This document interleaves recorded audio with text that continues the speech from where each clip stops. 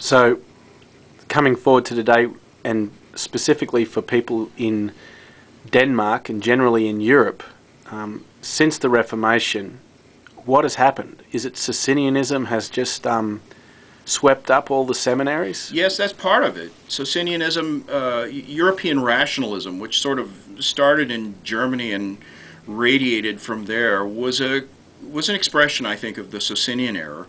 And that was compounded by the fact that so many European countries had state-run churches, which was a bad idea to start with. And the churches got away from the Scripture. So you have these massive institutional churches that became hotbeds of rationalism and unbelief, and it utterly corrupted the church, and that in turn silenced the gospel. And so many of those countries today are in darkness because there is no clear gospel witness, and they moved away from the clarity that was brought to the gospel by the Reformation.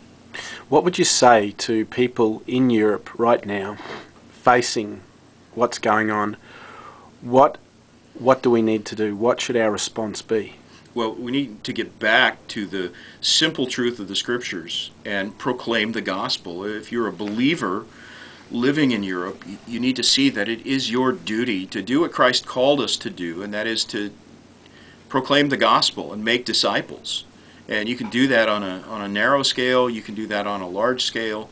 But it isn't something that's going to happen automatically or easily. It's our duty to go and proclaim the gospel and make disciples, and as that happens, then the power and the influence of the gospel is unleashed into the culture. I think the mistake a lot of contemporary, postmodern and contemporary Christians make even is that we think there needs to be some kind of modern strategy for this. There needs to be some marketing scheme or some management process that will make the church strong and healthy again, when the reality is what the church needs to do is unleash the gospel again. It's a simple thing. Just proclaim the gospel.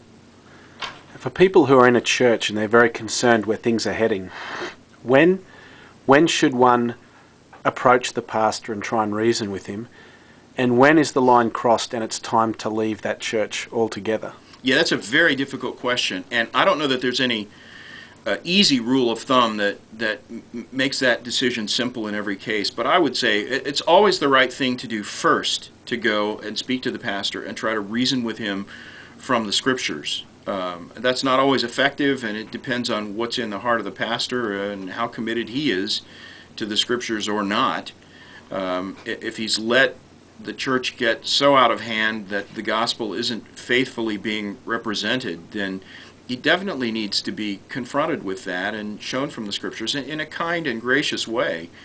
Then if he resists that or doesn't respond to that well, and if the church continues to go down the road towards, Socinianism or some other heresy, then I think there comes a time when a conscientious believer must withdraw. There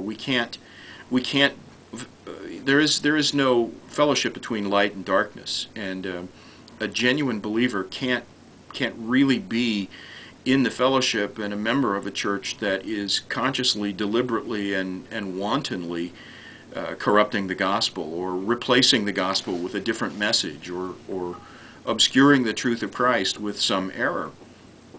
When to make that decision, when you make the decision that is